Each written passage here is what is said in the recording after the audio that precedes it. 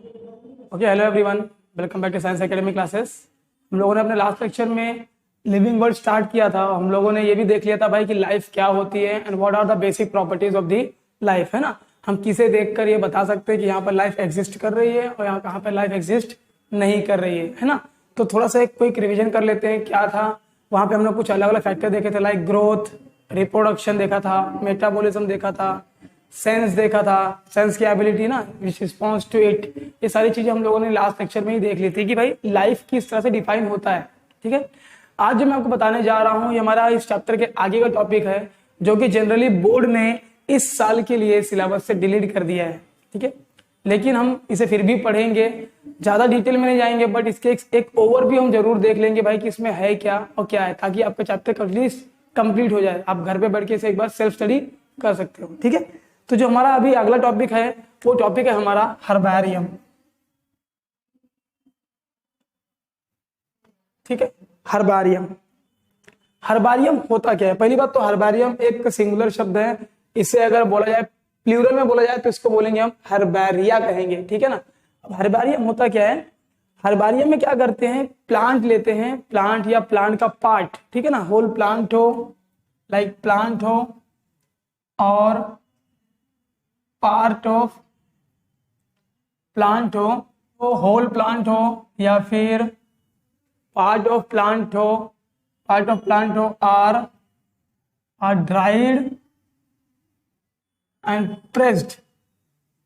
Pressed बोल दो या फिर माउंटेड बोल दो, माउंटेड ऑन अ शीट। एक शीट के ऊपर, एक शीट ऑफ पेपर होता है, इस तरह से एक शीट ऑफ पेपर होता है। ठीक है ना। इस पेपर के ऊपर या तो अगर छोटा प्लांट है तो हम पूरा प्लांट ले सकते हैं, लेकिन अगर बड़ा प्लांट है तो हम पूरा प्लांट तो ले नहीं सकते। तो हम क्या कर सकते हैं, उसकी लीफ हो सकती है, उसका फ्लावर हो सकता है, या उसका स्टेम का पार्ट हो सकता है, कोई उसका पार्ट ऑफ प्लांट क्या करेंगे हम लेंगे, उस पार्ट ऑफ प्लांट क्या करेंगे, हम उसे ड्राई करते हैं, पहले उसे सुखा लेते हैं। सुखाने से क्या हो जाएगा, सुखाने के बाद उस चीज को, उस प्लांट के पार्ट को या उस प्लांट को ही हमारे इस शीट ऑफ पेपर के ऊपर क्या करेंगे, प्रेस कर देंगे, अटैच कर देंगे, चिपका देंगे, माउंटेड कर देंगे। माउंट करना, प्रेस करना मतलब होता है उसके ऊपर उसको चिपका देना। ठीक है, इस टेक्निक को और इस साइंस को कहा जाता है हर्बैरियम। ठीक है, समझ पा रहे हैं आप लोग। इसकी शुरुआत तो बहुत पहले ही 16 सेंचुरी में ही हो गई थी। इसकी शुरुआत की थी हमारे साइंटिस्ट ने, उनका नाम था ल्यूका गिनी। इन्होंने ही इसकी शुरुआत की थी। लेकिन हर्बैरियम में जो शब्द है, इस शब्द को देने वाले साइंटिस्ट का नाम था पिटॉन द टर्नफोर्ट। ठीक है, आपको बुक में मिल जाएगा, देख लेना। तो इन्होंने सबसे पहली बार इसका टैक्सोनॉमिक स्टडी करने की शुरुआत की थी। किसने? ल्यूका गिनी ने। इन्होंने पहली बार ही था जो इन्होंने हर्बैरियम बनाया एंड किया। ठीक है, अब होता क्या है, सपोज एक प्लांट का पार्ट है, एक लीफ ले लिया, इसको क्या करेंगे हम, सुखाएंगे और उस पर चिपका देंगे। अब होगा क्या, इसके कॉर्नर के ऊपर हम कुछ इंफॉर्मेशन लिख देते हैं। क्या लिखते हैं? कुछ इंफॉर्मेशन, लाइक डेट, भाई किस दिन इस पत्ती को लिया गया था, है ना, डेट। फिर प्लेस, कहाँ से लिया है, फिर इसका कॉमन नेम और इसका साइंटिफिक नेम, ये सब इस पर लिख देते हैं। और अगर एक्स्ट्रा डिटेल चाहिए तो हम थोड़ा सा इसके बारे में कैरेक्टरिस्टिक भी लिख देते हैं कि भाई ये कैसा दिखता है, क्या है, क्या चीज है। ठीक है, तो ये सब कुछ जनरल इंफॉर्मेशन उस शीट के कोने में कहीं पर लिख दी जाती है दिमाग में, और इस शीट को फिर जमा किया जाता है। तो होता क्या है कि इस शीट्स के बहुत सारे बनाकर इसे बुक बना देते हैं या इसे बॉक्स के अंदर रख देते हैं। ठीक है, एक्सेट्रा। बहुत अलग अलग टेक्निक है, अलग अलग तरीके से हर्बैरियम को बनाया जाता है। आपको जो मेन चीज याद रखनी है वो ये याद रखनी है कि उसमें क्या होते हैं, ड्राइड पार्ट ऑफ प्लांट, और एक प्लांट होगा तो क्या किया जाएगा, प्रेस और माउंट किया जाएगा। किसके ऊपर? एक शीट ऑफ पेपर के ऊपर। इस टेक्निक को कहा जाता है हर्बैरियम। ठीक है, ज्यादा डिटेल में नहीं जाऊंगा क्योंकि जरूरत नहीं है हमें। ठीक है, आगे बढ़ते हैं। ठीक है, एक आपको हर्बैरियम समझ में आ गया होगा। दूसरा कंसेप्ट देख लेते हैं हम लोग। दूसरा कंसेप्ट है हमारा बोटैनिकल गार्डन।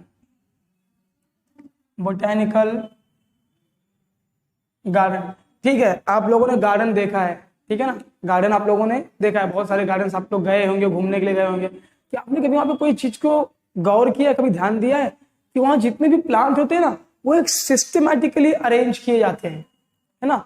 बड़ा प्लांट कहाँ रहेगा, छोटा प्लांट कहाँ रहेगा, फ्लावर वाला प्लांट कहाँ रहेगा, जिसमें सिर्फ और सिर्फ लीफ है वो प्लांट कहाँ रहेंगे। तो हर प्लांट को उसके हिसाब से एक सिस्टमैटिकली हम अरेंज करते हैं ना। तो यहाँ पर भी कुछ ऐसे ही होने वाला है, बट फर्क क्या होगा, यहाँ पर भी अरेंज करेंगे हम, यहाँ पर भी साइंटिफिक मैनर में अरेंज करेंगे, ठीक है। लाइक उसके नाम के हिसाब से हो सकता है, या उसके कैरेक्टर के हिसाब से हो सकता है, समझ में आ रहा है, या उसके साइज के हिसाब से हो सकता है, उसके हम इसको अरेंज करेंगे। अब यहाँ करते क्या है, पहले तो पूरी दुनिया से या फिर जितना पॉसिबल हो सके वहां से अलग अलग वैरायटी ऑफ प्लांट को कलेक्ट करते हैं। क्या करते हैं, different variety of plants, varieties लिखो, वैरायटीज ऑफ, अच्छे से लिख देता हूं, डिफरेंट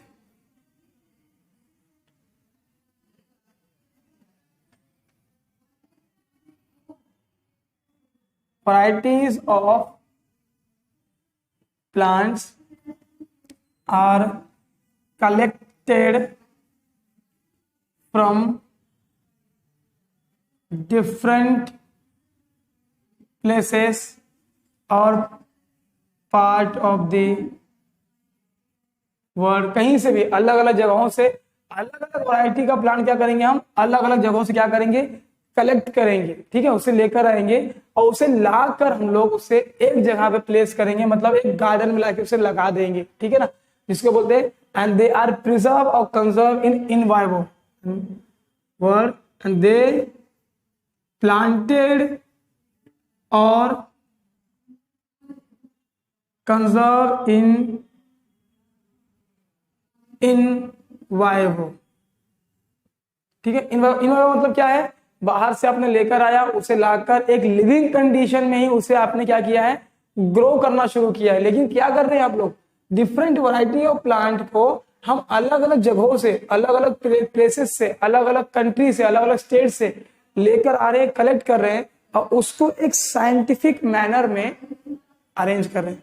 अलग अलग जगहों पे क्या करते हैं, लेकर आते हैं और उसे एक जगह पर लाकर क्या किया जाता है, एक गार्डन की तरह उसको अरेंज किया जाएगा, ठीक है। सारे प्लांट वो अल्फाबेटिकली अरेंज कर सकते हैं हम, लाइक चलो ए नाम से जितने भी प्लांट आते हैं उनको एक लाइन में लगा दो, बी में जितने आते हैं उनको एक लाइन में, या फिर उनके कैरेक्टर के हिसाब से लगा सकते हैं, भाई कि छोटा प्लांट है इसको यहाँ लगाओ, या फ्लावरिंग प्लांट है इसको यहाँ लगाओ, या बड़ा प्लांट है यहाँ लगाओ, या उसके नीचे लगाओ। एक टेक्निक होता है, एक साइंटिफिक मैनर होता है, उस मैनर में हम अलग अलग प्लांट को लाएंगे, बाहर से लाएंगे, कलेक्ट करेंगे, उसे हम अपने गार्डन में अरेंज करते हैं।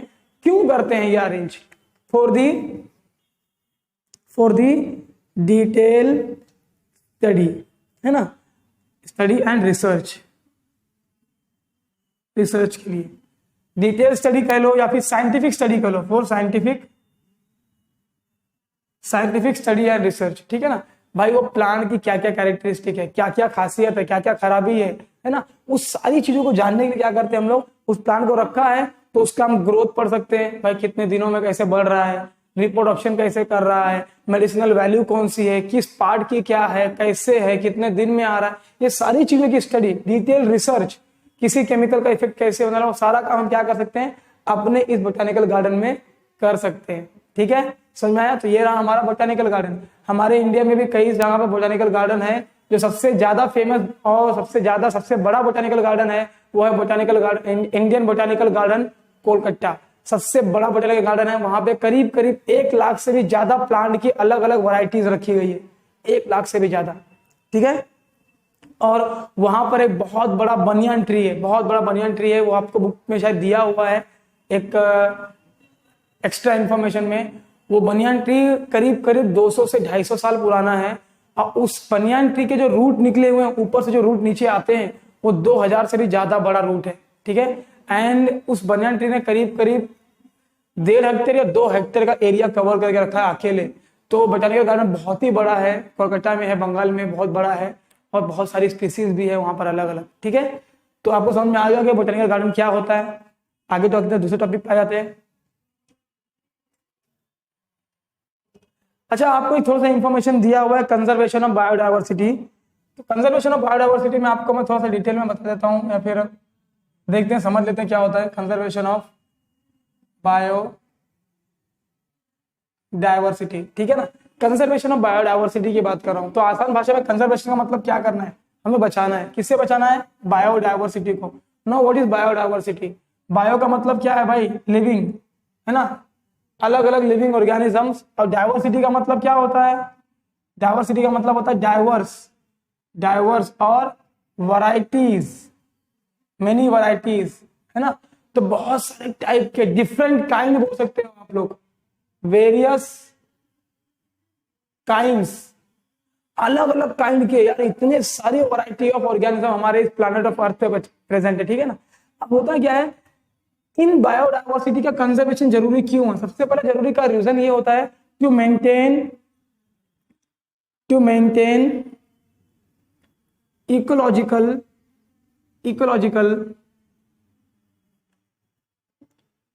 बैलेंस।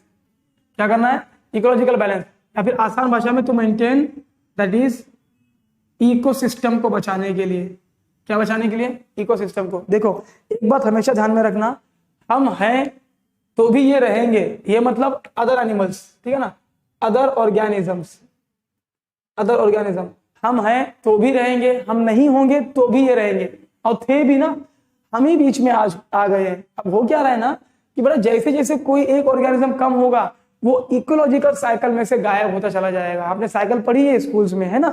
तो क्या है, हर ऑर्गेनिजम्स का इस इकोलॉजिकल सिस्टम में, इस इकोसिस्टम में सब कुछ नॉर्मल चलता रहे, इसे बैलेंस करने की जरूरी है। ठीक है, अगर आपने कोई एक चीज गायब कर दी तो दूसरी चीज बहुत ज्यादा बढ़ जाएगी। एक एग्जांपल ले लेते हैं। फॉर एग्जांपल अगर आप बोल दो कि भैया कि लाइक आप बोल दो कि सांप को मार देना है, सांप नहीं रहेंगे तो खेतों में क्या होंगे, चूहों की पॉपुलेशन बढ़ जाएगी। क्यों? क्योंकि सांप क्या कर रहे थे, चूहे खा रहे थे।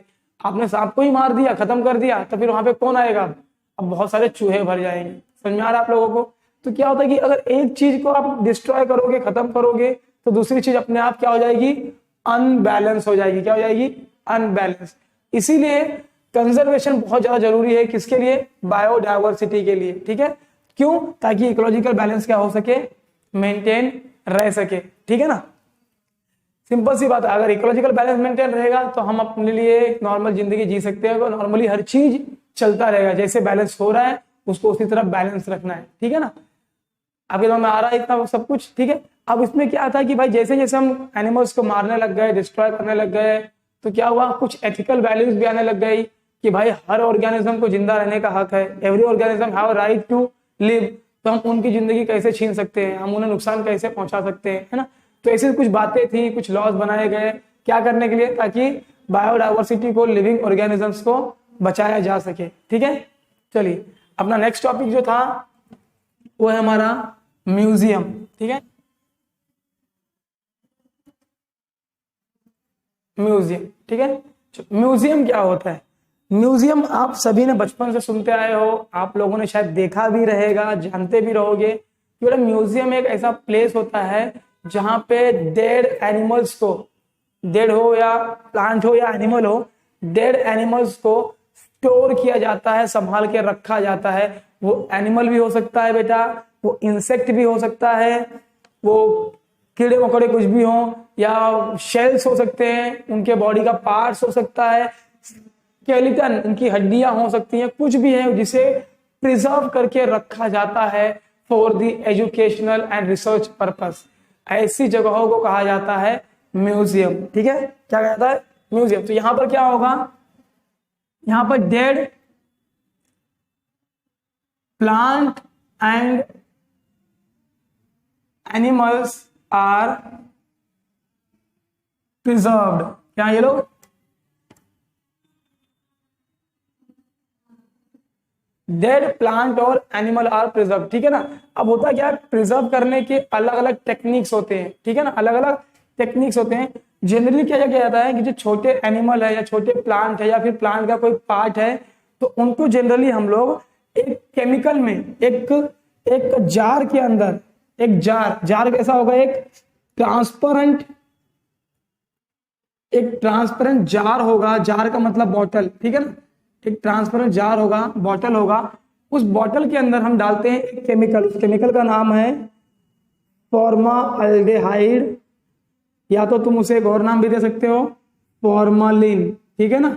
ये एक ऐसा केमिकल है जिसके अंदर उस प्लांट और एनिमल के अंदर रखा जाएगा। फॉर एग्जांपल अगर ये एक बॉटल है, ठीक है, ये एक बॉटल ले लेते हैं हम लोग, ठीक है, इस बोतल में क्या रहेगा बेटा, इस बोतल में भरा रहेगा फॉर्मलिन। क्या भरा रहेगा, फॉर्मलिन भरा रहेगा, ठीक है ना, ये वाला केमिकल भरा रहेगा। और इसके अंदर क्या करेंगे हम, इसके अंदर कोई भी एक एनिमल ला के रख देंगे, लाइक चलो यहाँ पे मछली रख देता हूँ, ठीक है ना, ये मैंने मछली रख दी यहाँ पर, आ रहा है नहीं आ रहा है, कुछ भी इसमें लाकर जो भी एक जिसे भी आप प्रिजर्व करना चाहते हो उस ऑर्गेनिज्म को लाया जाता है। उसे पहले भाई डेड होना चाहिए, जिंदा नहीं डाल देना है उसके अंदर, वो डेड होगा, ठीक है, कुछ सूखे भी होते हैं, ऐसी अलग बात है। उसे लाया जाएगा, इस बॉटल के अंदर इस केमिकल के अंदर डाल दिया जाता है। अब इस केमिकल की भी एक कॉन्सेंट्रेशन होता है, इसका जो रेंज होता है वो लगभग 10% से लेकर 40% का ही इसका रेंज होता है। इतना ही कॉन्सेंट्रेशन चाहिए, बहुत ज्यादा कॉन्सेंट्रेशन हो जाएगा बेटा तो सेल सिकुड़ जाएगा, सेल डैमेज हो जाएगा। अब इस केमिकल के अंदर ही क्यों रखा जाता है, क्योंकि बेटा एक ऐसा केमिकल है जो सेल्स के स्ट्रक्चर को और शेप को वैसा का वैसा ही मेंटेन रखता है, ठीक है। भले ही एनिमल क्यों ना मर गया हो, लेकिन उसकी बॉडी सड़ने देगा नहीं, उसके सेल उसी तरह से बने रहेंगे सालों साल तक। चाहे आप 10 साल के बाद देखो या 20 साल के बाद देखो, उसके सेल्स वैसे के वैसे ही बने रहेंगे। तो बॉडी खराब नहीं होती है, इसकी वजह से इस फॉर्मलिन के अंदर डाला जाता है। अब बेटा ये तो हो गई छोटे एनिमल की बात, छोटे एनिमल को हम बोतल में रख सकते हैं, लेकिन जो बड़े बड़े एनिमल है या बड़े बड़े प्लांट है ना, अभी आप अगर आप ले लो भाई बड़े बड़े बर्ड्स ले लो, तो उनको बोतल में रखना पॉसिबल नहीं है। तो उनको क्या जाता है, उस डेड एनिमल्स के ऊपर इनके पाउडर, फॉर्माल्डिहाइड का पाउडर या फिर स्प्रे उनकी बॉडी में मारा जाता है, और स्प्रे मारकर उसे एक कबाड़ के अंदर, कांच के अंदर बंद कर दिया जाता है। और उस कांच के अंदर भी क्या करते हैं, उस कबाड़ के अंदर भी हम स्प्रे मार के रखते हैं इस केमिकल का, जिससे क्या होता है ना कि वो भी क्या होता है एकदम का वैसा ही वैसा का वैसा बना रहता है। उसे कहते हैं हम लोग स्टफ्ड करके रखना। अगर आप किसी चीज को ओपनली रखते हो, ओपनली और ड्राई करके रखते हो, क्या करके रखते हो, ड्राइड, ओपनली और ड्राइड, और उसके ऊपर क्या आप कर रहे हो, उसके ऊपर आप पाउडर मार रहे हो, उसके ऊपर स्प्रे मार रहे हो। किसका स्प्रे, फॉर्माल्डिहाइड का या फॉर्मालिन का। उस टेक्निक को कहा जाता है स्टफ्ड। वो क्या होता है बेटा, उसको हमने क्या करके रख दिया, स्टफ्ड करके रख दिया, मतलब जैसा था वैसा का वैसा ही। और हाँ, इस केमिकल की वजह से उसकी बॉडी भी खराब नहीं होती, वो वैसा का वैसा ही बना रहेगा, ठीक है। इस सारे साइंटिफिक प्रोसेस को, इस बोतल में पैक करना, उसको स्टफ करना, इन सारे साइंटिफिक प्रोसेस को एक नाम दिया गया है, और उस साइंटिफिक प्रोसेस का नाम है, this scientific process is called as taxidermy. क्या नाम है इसका, टैक्सीडर्मी, ठीक है। क्यों किया जाता है, for the educational purpose, study purpose, सालों साल तक ऐसे ही रहेगा, उससे हम देख सकते हैं, समझ सकते हैं, ठीक है। क्या क्या प्रिजर्व कर सकते हैं हम, बॉडी का शेल्स हो सकते हैं, है ना, फिर स्केलेटन हो सकता है, लाइक बोन्स बीन्स जो भी है, बॉडी के पार्ट्स हो सकते हैं, या पूरा पूरा ऑर्गेनिज्म हो सकता है, इंसेक्ट हो सकता है, एक्सेट्रा, कुछ भी हम जमा करके रख सकते हैं, बढ़िया दिमाग में। तो ये हो गया हमारा म्यूजियम। चलिए थोड़ा सा आगे बढ़ते हैं।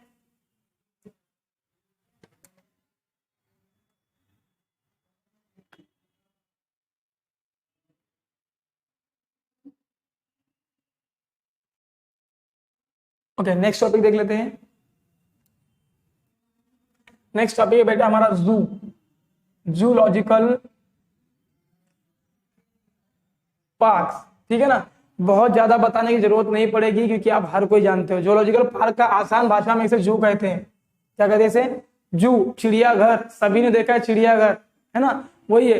अब यहाँ पर क्या होगा, हमने बोटानिकल गार्डन देख लिया, अब हम क्या पढ़ रहे हैं, जूलॉजिकल पार्क। बोटानिकल गार्डन में क्या था, प्लांट था। जूलॉजिकल पार्क में क्या होंगे, एनिमल्स होंगे। क्या होंगे इसमें, animals. Animals are collected from different places and they are kept in a captivity, captivity, ठीक है। क्या करते हैं, डिफरेंट टाइप ऑफ एनिमल को लाते हैं, अलग अलग जगहों से लाते हैं और उन्हें एक कैप्टिविटी, कैप्टिविटी मतलब बेटा एक बनाया हुआ पिंजरे की तरह उसके अंदर लाके उसे रखा जाएगा, ठीक है। आप लोगों ने शायद जू देखा भी होगा, अगर हकीकत में नहीं देखा है तो आप लोगों ने शायद तक मूवीज में, सीरियल्स में या डिस्कवरी पे तो देखा ही होगा। क्या होगा, एनिमल्स को अलग जगह से लाया जाता है, अलग अलग एनिमल को लाया जाता है और उसे लाकर एक पिंजरे के अंदर, एक कैप्टिविटी, एक बंद के अंदर रख दिया जाता है, ठीक है ना। लेकिन जहां पर भी इसे रखा जा रहा है, ये जो हमारी कैप्टिविटी है, इतना ध्यान दिया जाता है कि इस कैप्टिविटी को उसके नेचुरल हैबिटेट के हिसाब से डिजाइन किया जाता है। किसके हिसाब से, उसके नेचुरल हैबिटेट के हिसाब से। अगर कोई ऑर्गेनिज्म पेड़ों पर रहना पसंद करता है तो पिंजरा तो रहेगा बेटा, बट उसके अंदर पेड़ रहेंगे ताकि वो पेड़ पे रह सके। कोई ऑर्गेनिज्म अगर गुफे में रहता है तो एक छोटा मोटा गुफा भी बनाया जाएगा उसके लिए। तो क्या है बेटा कि जिस तरह से वो नेचुरल हैबिटेट में रहता था उसी तरह का नेचुरल हैबिटेट के अंदर उसे रखा जाएगा। बस होगा क्या कि वो पिंजरे में रहेगा, वो बंद रहेगा, वो कहीं जा नहीं सकता, ठीक है ना। और क्यों किया जाता है, इसे रखा क्यों जाता है? सबसे पहला काम ये होता है जूलॉजिकल पार्क का कि हम एनिमल्स के बिहेवियर को, एनिमल्स के बारे में डिटेल में स्टडी कर सकते हैं कि भाई वो कैसे है, क्या है, क्या करता है। दूसरा, एजुकेशनल पर्पस के लिए, लाइक बच्चों को दिखाने के लिए भाई कि ये एनिमल कैसे है, क्या है, कितने बड़े हैं, कैसे है ना। तो ये सारी चीजों के लिए जूलॉजिकल पार्क को बनाया जाता है और वहां पर रखा जाता है। दूसरा क्या होता है, अगर कोई ऑर्गेनिज्म लुप्त होने वाला है, गायब होने वाला है, एक्सटिंक्ट होने वाला है, तो उसे भी क्या कर सकते हैं, हम लोग प्रिजर्व कर सकते हैं क्योंकि वो हमारी निगरानी में रहेगा, ठीक है। बैठ रहा आपके दिमाग में कि जूलॉजिकल पार्क क्यों बनाए जाते हैं। अब जितने भी एनिमल हैं उन एनिमल को स्टडी करने के लिए इनके पास टेक्निक होती है या फिर एक ग्राफ होता है जिसको कहते हैं हम लोग मोनोग्राफ। मोनोग्राफ की स्टडी होती है या तो फिर कैटलॉग की, कैटलॉग की, ठीक है ना। मोनोग्राफ और कैटलॉग में क्या होता है बेटा, कैटलॉग तो आपने देखा होगा, ये होटल के मेनू की तरह होता है, इसमें लिस्ट होता है, इसमें लिस्ट ऑफ एनिमल्स होते हैं भाई, कितने एनिमल हैं उन सभी के लिस्ट, कितने कितने नंबर में क्या क्या है सभी के लिस्ट।